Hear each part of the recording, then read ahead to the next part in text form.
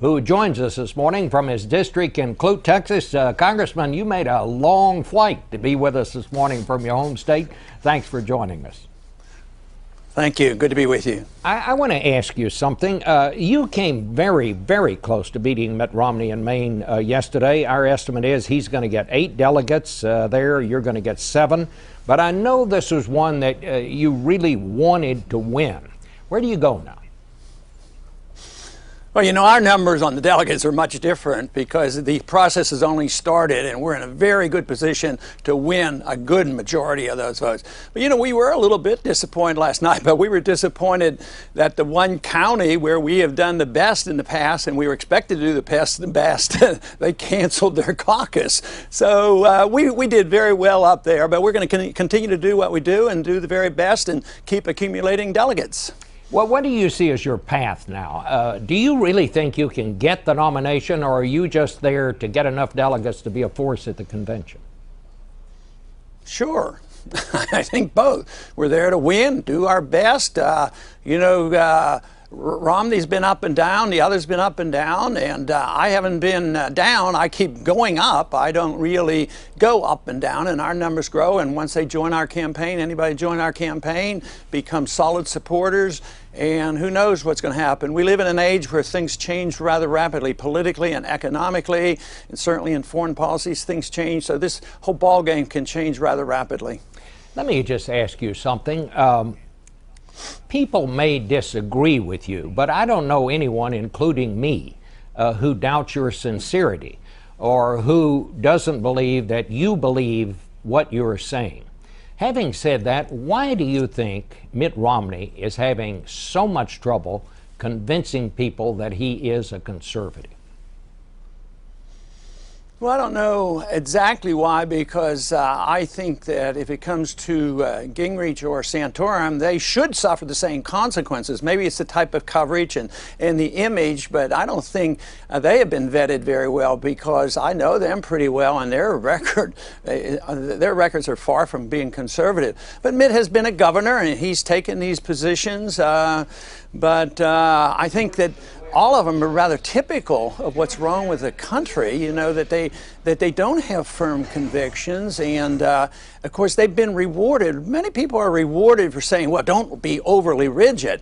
Well, they're very rigid in flip-flopping. Well, I might be so-called rigid in defending the Constitution, but in the past that was seen to be a negative because we weren't in much trouble. We were very wealthy and nobody worried too much about it. But now we're broke, and now what I'm talking about has much greater appeal to the large number of people in the country today. So you're saying what Governor Romney's problem with conservatives is that, in fact, he is not a conservative. Well, I think he's conservative in some ways, but I think he's every bit as conservative as the other two. That's my point. You know, I don't think he's less conservative. I think if the country only has the choice of those 3 individuals, they have to look for the person who might be more willing to look at even more conservative ideas. I mean, if you are overly rigid as an interventionist as far as foreign policy and economic policy goes, they may well be worse than the person who says, well, you know, I was more liberal when I was a governor, but now I'm more conservative because I have to represent more conservatives. But I think the problem is that all 3 of them have represented the same system, the same status quo, and not wanting changes in the foreign policy. None of them talk about real spending cuts. None of them talk about real changes in monetary policy.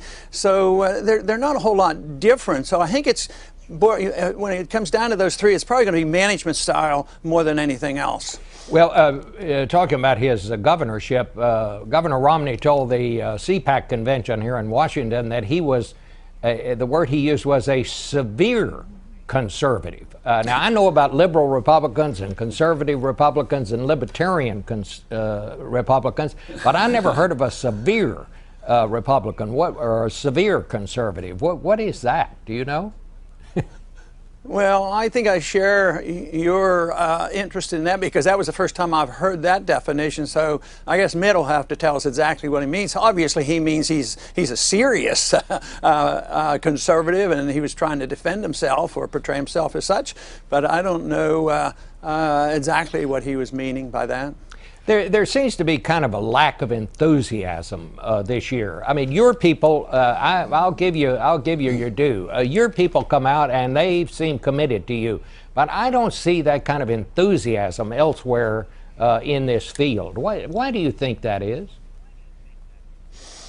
Well, I don't think the other candidates are offering a lot of change. I think one of the most disturbing things, well, a couple of things the Republicans ought to be disturbed about, that they do not, other than myself, they're not appealing to young people. And another thing was that 20% of Republicans now are considering that they might, either just stay at home or vote for Obama. And they are staying home from the primaries. So that means they're not offering, a real alternative. I think when people hear my message, they get excited about it because, it makes sense. A lot of people come up and say, what you're saying just makes common sense. Why do we keep getting involved in these wars? What's this idea that you need money, you just print it? It seems so logical, and yet it's been ingrained in our system for nearly 100 years. Well, if you need money, spend it, just print it, and everything is going to be all right, and deficits don't matter. Conservatives and liberals have taught for decades that deficits don't matter. It's come out of both parties, but young people especially seem to, get away from those cliches and say, well, we want to hear some common sense, and we want to have somebody who believes in something that will obey the Constitution, and that's what I find excites so many people. Do you think, not knowing yet who the Republican nominee is going to be, do you think the Republicans can actually beat President Obama this fall? Oh, sure, they can, but I still think it's up for grabs. If they think, 6 months ago they thought, well, any Republican could beat him. I don't think that's the case. I think, the incumbent has big advantages. They have control of, they have the bully pulpit. They can do so much, and Obama's going to raise a ton of money. One time he was bragging that he was going to raise $1 billion, but now he's going with the super PACs. So money does talk, and he has the attention. So any Republican who thinks it's a shoo-in should have another thought coming. Well, let me just ask you this quickly, because I got to wind this up. Do you think Mitt Romney, if he's the nominee, can beat Barack Obama? Yeah, I do. I think I could beat him too, and I think I have appeal to some of those Democrats that he doesn't have, because I don't know if anybody noticed, but there was a Democratic primary in New Hampshire that had, I think, close to 3,000 write-ins of Democrats. So yes, he can beat Obama, but I think you also need somebody that appeals to Democrats and independents. And if people look carefully at what I'm talking about, they'll find out that my message does have an appeal across the political spectrum. Well, we thank you very much for being with us this morning. Thank you so much, Congressman.